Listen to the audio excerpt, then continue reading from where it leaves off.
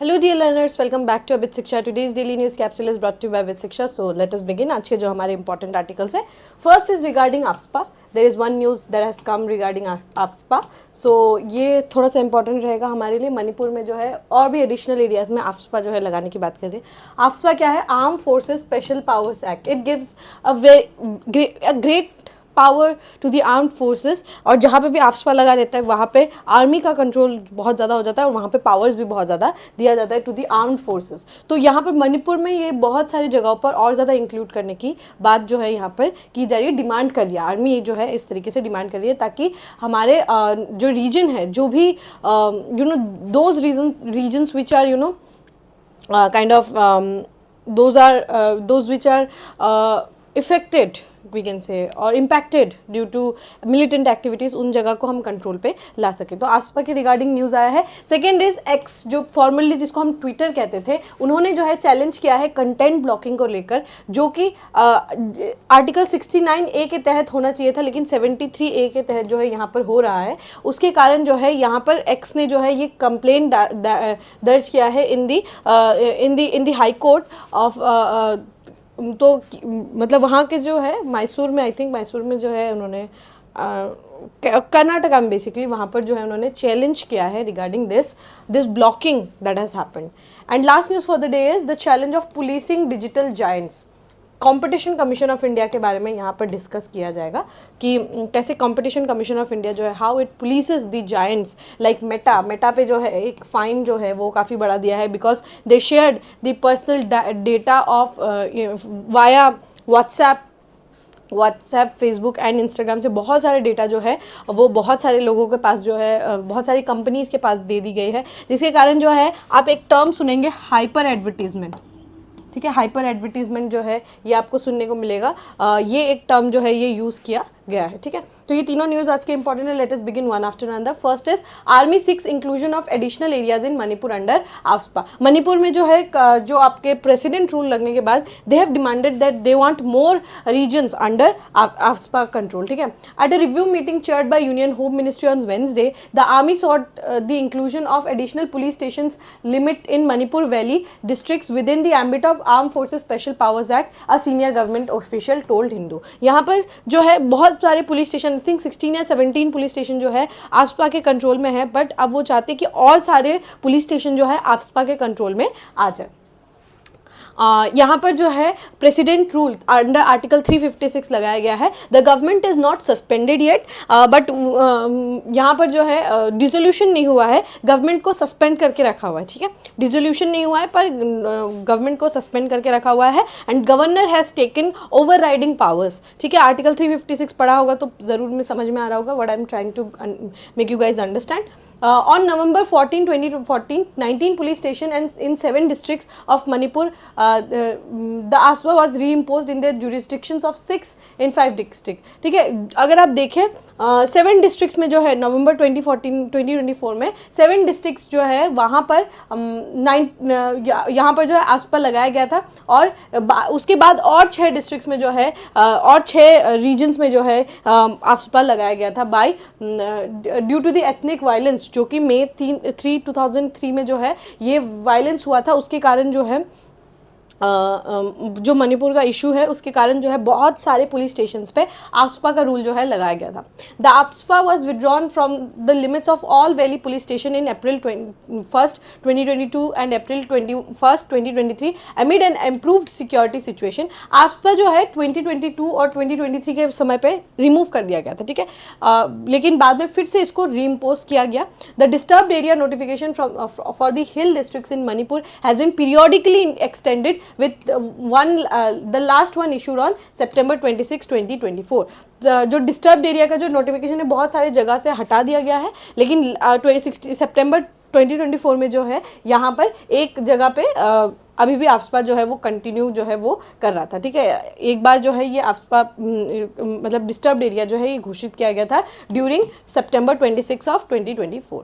ठीक है। The ministry reviewed the scope of AFSPA in Nagaland, Assam, Arunachal Pradesh and Manipur. A multi agency meeting on Wednesday set कि AFSPA को जो है और भी कई सारी जगहों पे, जैसे नागालैंड में, जैसे असम में, जैसे अरुणाचल प्रदेश में, मणिपुर में, ये सारी जगहों पर भी आफ्सपा को एक्सटेंड जो है वो की जाने की बात करी। सिर्फ और सिर्फ मणिपुर में नहीं बल्कि बाकी सारे बहुत सारे रीजन्स में, जैसे असम हो गया, यहाँ पर भी आफ्सपा को एक्सटेंड करने की बात की जा रही है। ठीक है, तो आफ्सपा का जो है ना और बहुत ज़्यादा ओवरराइडिंग पावर जो है वो दे देता है, मिलिट्री कंट्रोल के पास बहुत सारा पावर होता है।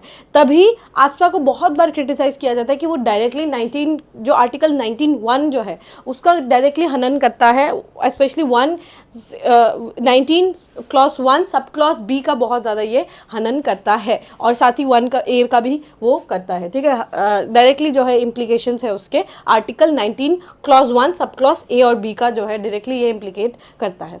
ब्रिटिश ऑर्डिनेंस जो है, अगर आप देखिए arm forces special power act, ये आया कहाँ से, इसका ओरिजिन कैसा है? ऑब्वियसली ब्रिटिश इन नेचर है। Most of the Bharatiya Nyaya Sanhita, the erstwhile Indian penal code and जो है वो बहुत सारा जो है हम लोगों ने ब्रिटिश से लिया है। एंड ब्रिटिश से लेने के कारण आप देख पाएंगे टेंडेंसीज जो है वो बहुत ज़्यादा सेंट्रलाइज टेंडेंसीज है और बहुत ज़्यादा power controlling tendencies, B it your sedition, B it your AFSPA, इस टाइप के पावर्स जो है बहुत ज़्यादा सेंट्रलाइजिंग पावर्स थे जो कि दिए गए थे बाय द ब्रिटिश। ठीक है, तो ये अगर आप देखें ब्रिटिश ऑर्डिनेंस जब 1942 में क्या हुआ था, क्विट इंडिया मूवमेंट, उस समय जो है डिफेंस को और स्ट्रॉन्ग करने की कोशिश की गई ताकि इंडिया जो है एक कॉलोनी बरकरार रहे, इसीलिए 1942 में एक ऑर्डिनेंस लाया गया। जब भी एक एक बड़ा रिफॉर्म या फिर एक बड़ा मूवमेंट चला है, उसके बाद कुछ ना कुछ बड़ा जो है गवर्नमेंट ने करने की कोशिश की to take control over the areas. For example जैसे सिविल डिसोबीडियंस मूवमेंट हुआ, उसके बाद डिफेंस एक्ट को वो आपके नॉन कॉपरेशन मूवमेंट के बाद आपके डिफेंस एक्ट जो है उसको लाया गया। सिविल डिसोबीडियंस मूवमेंट के बाद उसको अमेंड किया गया और ज़्यादा स्ट्रॉन्ग बनाया गया। और अब देखिए क्विट इंडिया मूवमेंट के समय जो है ब्रिटिश ऑर्डिनेंस ला के और ज़्यादा सेंट्रलाइज करने की यहाँ पर कोशिश की गई थी। The armed forces special power act was enacted during world war II to control the Indian independence movement. Obviously quit India movement जो है चल रहा था। इनिशियल इम्पोजिशन कहाँ हुआ था? नागा हिल्स के पास 1958 में।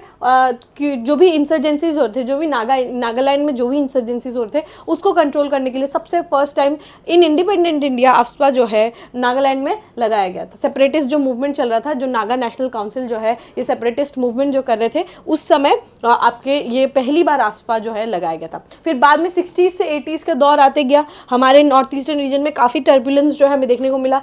Most of the states were asking for their independence. तो उस समय जो है इसको एक्सपैंड किया गया। नेफा से लेकर आपके त्रिपुरा, मिजोरम, मणिपुर, कोई भी ऐसा स्टेट नहीं रहा जहाँ पर आफ्सपा लागू ना किया गया हो। Be it Assam, Manipur, Tripura, Mizoram, Meghalaya, Arunachal Pradesh, every state, Nagaland, ठीक है, every state AFSPA was there.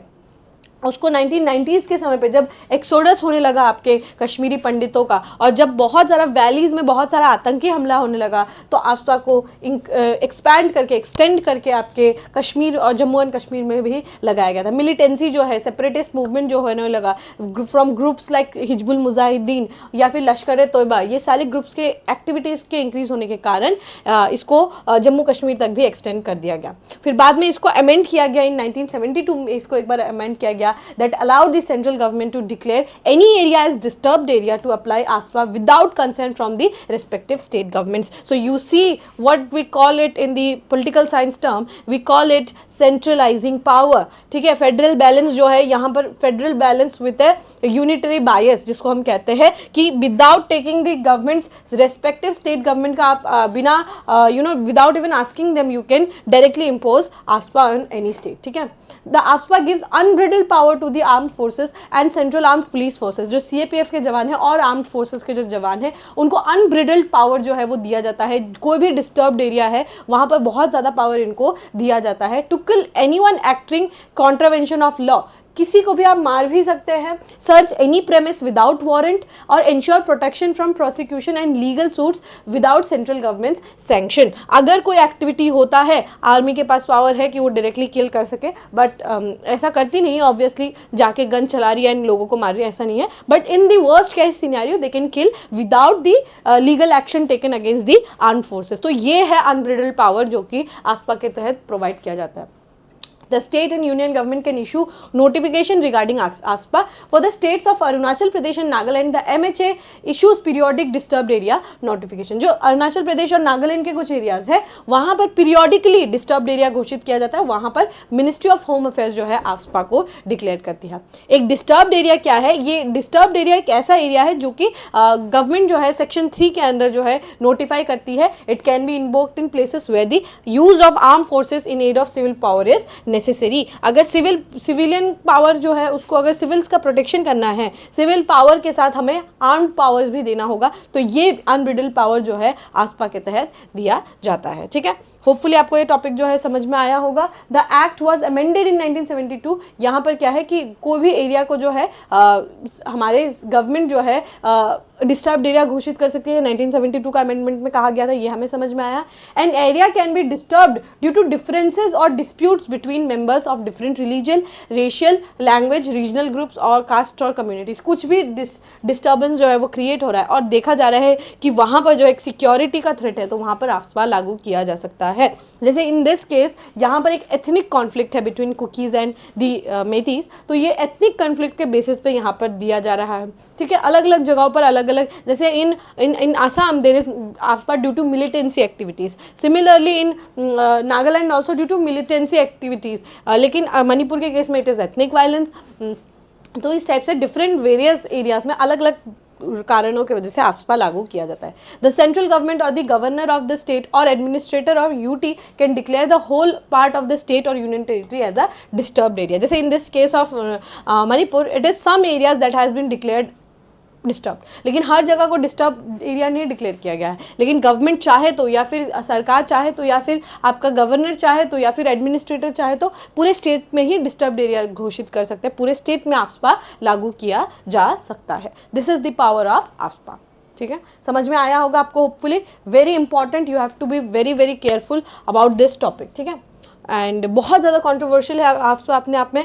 कहते हैं आर्मी ने बहुत बार बहुत मिसयूज़ किया है पावर्स को, specially the women's of Manipur have violently reacted to AFSPA many a times। जब भी यहाँ पर जो है AFSPA लागू किया गया है, women have come in forward and said that whatever have been, बहुत सारे ill हरकतें जो है वो विमेन के साथ किया जाता है in the garb of AFSPA। तो ये भी एक जो है कंट्रोवर्शियल चीज़ है, and it gives a lot of power to the armed forces, right? So ये टॉपिक था। Second topic is X corporation challenges content blocking orders by authorities.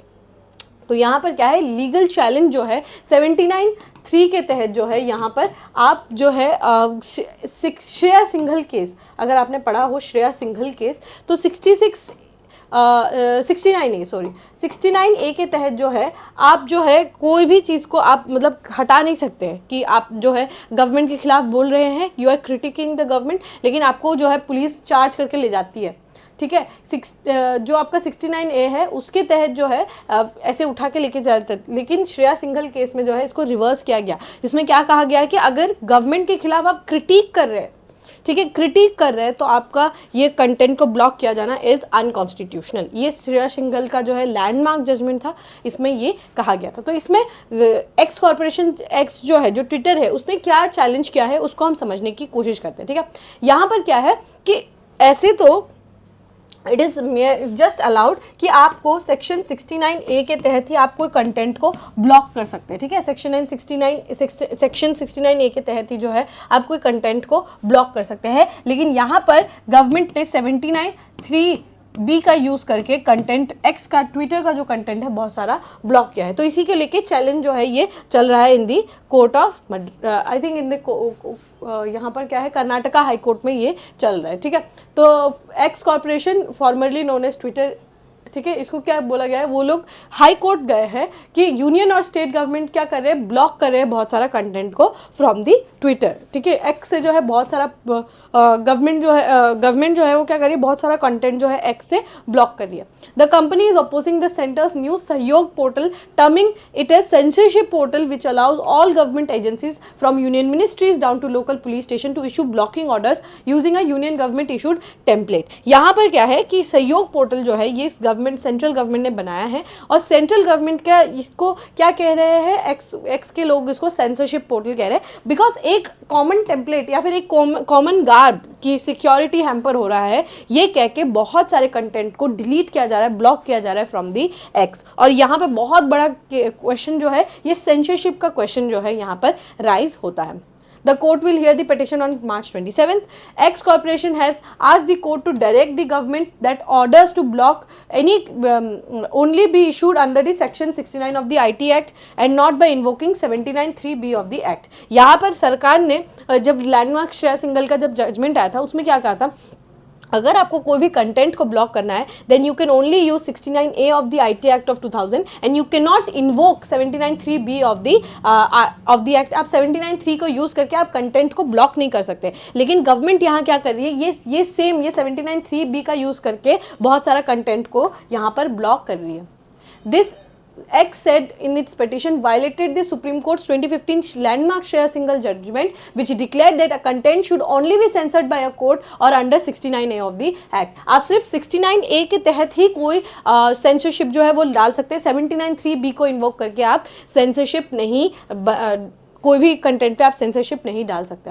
However x has contented that IT ministry directed all central ministry, state governments, states deputy general of police and effectively tens of thousands of local police officers that they are authorized to issue information blocking orders under 79(3)(b outside the section 69A process. This is the main issue कि government ने जो ministry है, IT ministry है, उन्होंने क्या किया है, IT ministry ने डायरेक्ट किया है सारे सेंट्रल मिनिस्ट्रीज को, स्टेट गवर्नमेंट को, सारे पुलिस ऑफिसर्स को, हायर रैंक हो, लोअर रैंक हो, सबको ये इशू किया है इन्फॉर्मेशन कि आप जो है कोई भी कंटेंट को ब्लॉक कर सकते हैं अंडर 79(3)(b। ठीक है, आप 3B के यूज़ करके 79(3)(b को यूज़ करके आप कोई भी कंटेंट को ब्लॉक कर सकते हैं। This is outside the 69A process. और ये गवर्नमेंट आपके सुप्रीम कोर्ट के जब लैंडमार्क जजमेंट आया था इन दी श्रेया सिंघल केस, उस समय ये बोला गया था कि आप जो है 69A को इन्वोक करके ही आप यहाँ पर कोई भी काम कर सकते हैं। आपको अगर सेंसरशिप करना है then you have to invoke 69A, you can not invoke this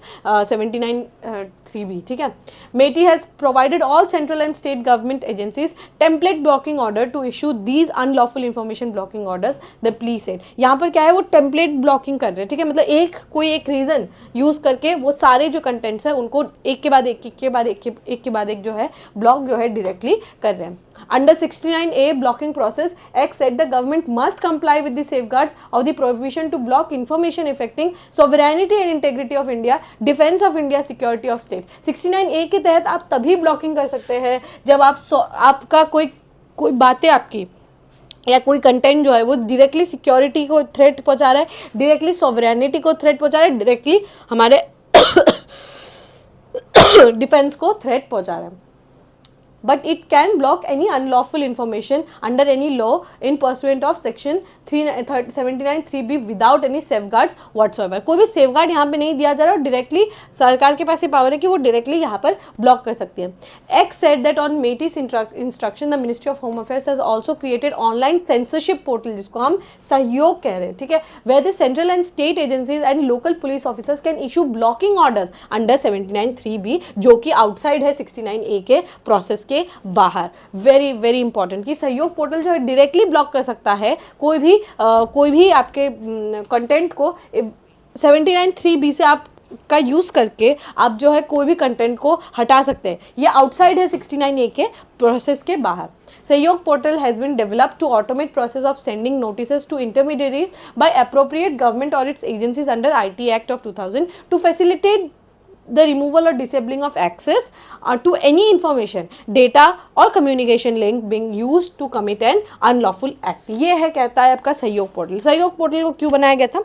सहयोग पोर्टल को बेसिकली बनाया गया था, अगर एकदम जनरल अगर हम समझना चाहें, सेंसरशिप आपके सहयोग पोर्टल को इसलिए बनाया था, लेट्स से किसी ने एक अनलॉफुल एक्टिविटी का कोई पोस्ट किया है which is not permitted by the government of India या फिर government of the state, then what Sahyog portal can do is it acts as an intermediary between the police and the जो भी कोई company है, let's say Twitter in this case, जो भी x है, तो यहाँ पर क्या हो सकता है कि सहयोग पोर्टल के वाया जो है यहाँ पर वो लोग डायरेक्टली जो है सेंसरशिप को इशू कर सकते हैं। मतलब पुलिस विल आस्क दी सहयोग पोर्टल, आप सहयोग पोर्टल में जाके भी मतलब जाकर and you can ask the operator जो भी ऑपरेट करे, जैसे ट्विटर इन दिस केस, तो आप डायरेक्टली उसको ब्लॉक करवा सकते हैं। लेकिन यहाँ पर डायरेक्टली जो है स्ट्राइक डाउन किया जा रहा है वाया दिस सहयोग पोर्टल के द्वारा जो है डायरेक्टली जो है रिमूव कर सकते हैं। ठीक है, जैसे गवर्नमेंट क्या कर सकते हैं, लोकल पुलिस क्या कर सकते हैं, सहयोग पोर्टल का यूज़ करके डायरेक्टली रिमूव कर सकते हैं या डिसेबल कर सकते हैं। कोई भी कंटेंट है, इन्फॉर्मेशन है, डेटा है, लिंक है, कम्युनिकेशन है,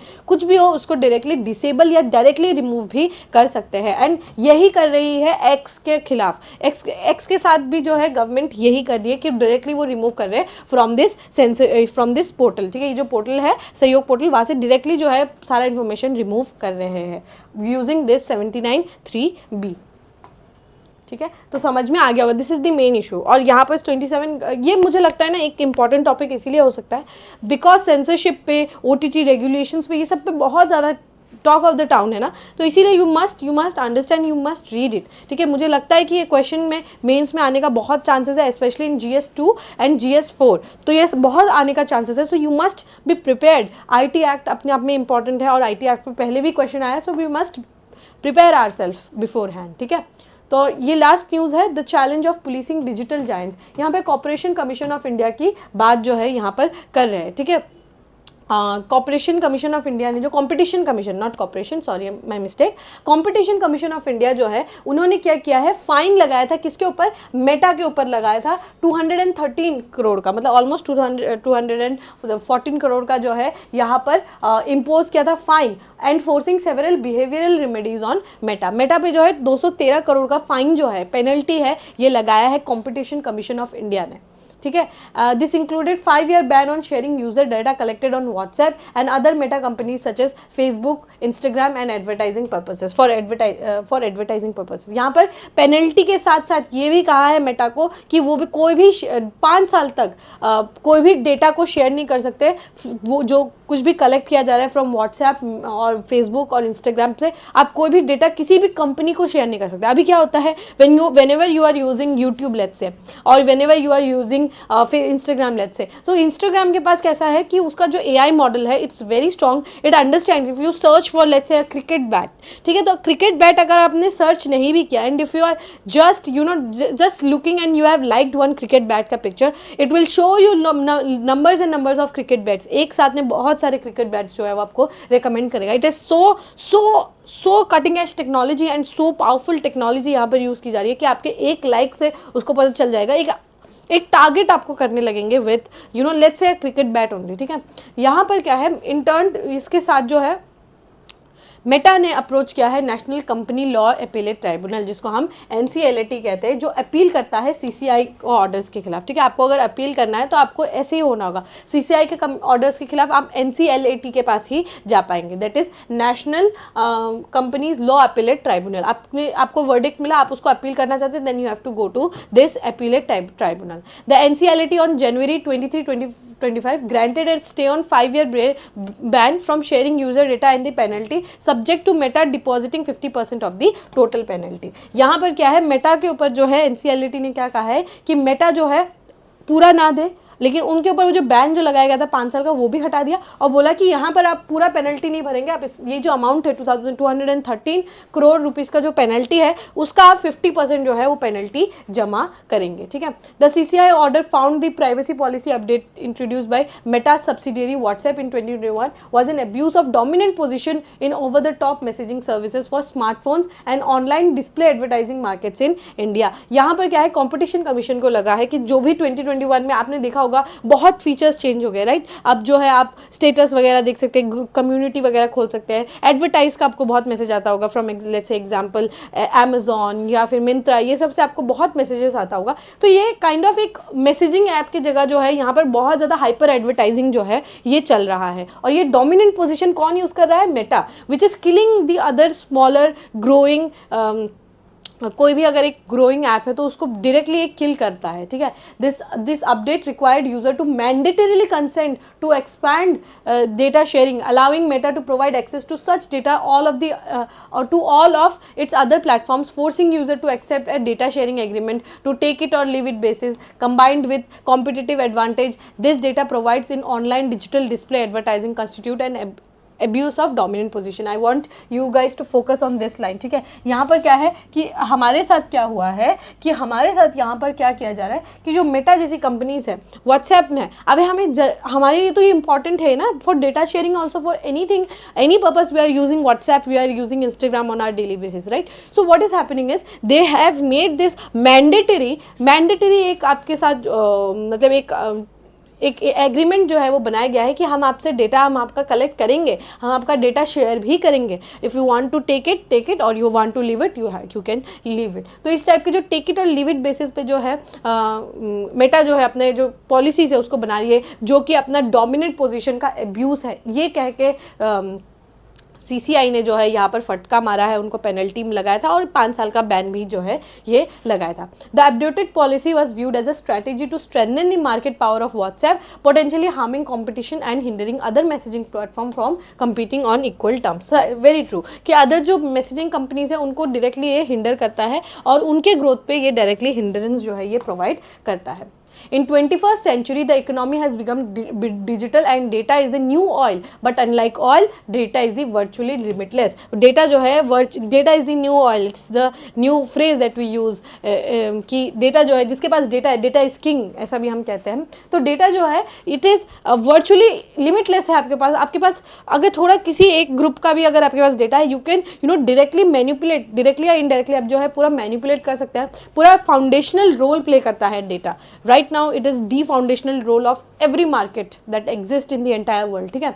It can be collected, analyzed और reused indefinitely. Obviously कलेक्ट करिए, आप कोई भी एक डेटा सेट कलेक्ट करके आपके पास रहेगा कि आप लिमिटलेस तरीके से उसको यूज़ कर सकते हैं, आप उसको नैरो डाउन कर सकते हैं, आप उसको एक्सपैंड कर सकते हैं, आप उसको एनालाइज कर सकते हैं, आपको समझ में आएगा कि इसके नीश जैसे मार्केटिंग में इसके नीश कौन है, ये अगर कुछ एक प्रोडक्ट बनाए तो इसका नीश यूजर्स कौन होंगे, तो इस टाइप के हम एनालाइज रीडिफाइन कर सकते हैं।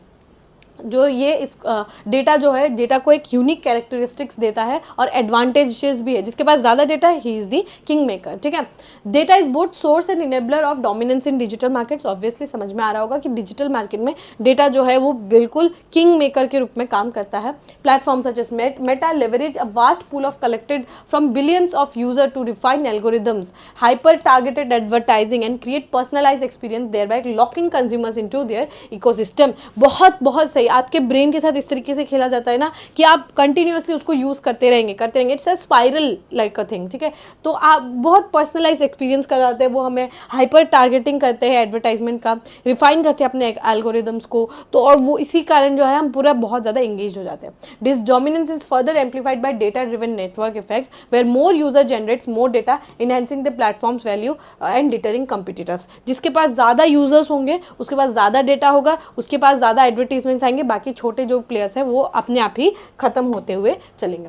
The competition commission of India जो है इसको 2002 में बनाया गया था under the competition act of 2022 और इसको जो है 2009 में जो है इसको बनाया गया था। मतलब 2002 में कंपटीशन एक्ट को लाया गया था और 2009 में कंपटीशन कमीशन ऑफ इंडिया को बनाया गया था। एक क्वाजाइल जुडिशियल बॉडी है, ठीक है। और यहाँ पर क्या है, कोई भी एंटी कम्पिटिटिव प्रैक्टिस होगा, जैसे इन दिस केस मेटा को सिर्फ इंडिया में ही नहीं बल्कि EU में भी बहुत बड़ा जो है एक फटका जो है दिया गया था, उसको वहाँ पे पेनल्टी भरना पड़ा। And because of its dominant position वो बहुत सारी जगह पे वो डायरेक्टली इम्पैक्ट करता है ना, तो उसके कारण उनको बहुत ज़्यादा फाइन्स जो है वो भी भरना पड़ता है। यहाँ उनका काम क्या है, कंपटीशन कमीशन ऑफ इंडिया को ऑब्वियसली एलिमिनेट करना है एंटी कॉम्पिटिटिव प्रैक्टिस, ताकि मार्केट एक परफेक्ट मार्केट बने। मतलब एग्जैक्टली तो नहीं बन सकता बट फिर भी कोशिश जो है रहता है कि एक परफेक्ट मार्केट बने, सबके पास वॉइस हो, कोई मोनोपोलिस्टिक टेंडेंसीज जो है वो ना हो। To eradicate monopolistic practices and cartelization, cartels ना बने जो कि मार्केट कॉम्पिटिशन को डायरेक्टली हिंडर करता है। कॉम्पिटिशन को प्रमोट करना है, एक हेल्दी फेयर कंपटीशन जो है वो बना रहे, ताकि परफेक्ट इन्फॉर्मेशन रहे यूज़र्स के पास भी, और जो हमें प्रोवाइड कर रहे हैं प्रोवाइडर्स है उनके पास भी परफेक्ट इन्फॉर्मेशन रहे। कंज्यूमर को प्रोटेक्ट करना हो, जो हमारे राइट्स है, जैसे इन दिस केस हमारा डेटा को जो है वो डायरेक्टली उन्होंने छीन लिया है एक तरीके से, तो हमारा जो कंज्यूमर प्रोटेक्शन है इसका काम भी किसके पास रहता है, कंपटीशन कमीशन ऑफ इंडिया के पास रहता है। और फ्रीडम ऑफ ट्रेड तो है ही अंडर आर्टिकल 19(1) के तहत जो आपके पास फ्रीडम ऑफ ट्रेड भी रहता है। और क्योंकि सब कुछ डिजिटलाइज हो रहा है तो एक डिजिटल मार्केट का स्पेस भी ये बनाने में हमें बहुत ज़्यादा हेल्प करते हैं। ऑलराइट, समझ में आप लोगों को आ गया होगा, right? Alright, with this we have come to end of today's daily news discussion. If you have liked this discussion, don't forget to give a like and write down in the comment section. We will meet in the next discussion. Till then, take care and thank you.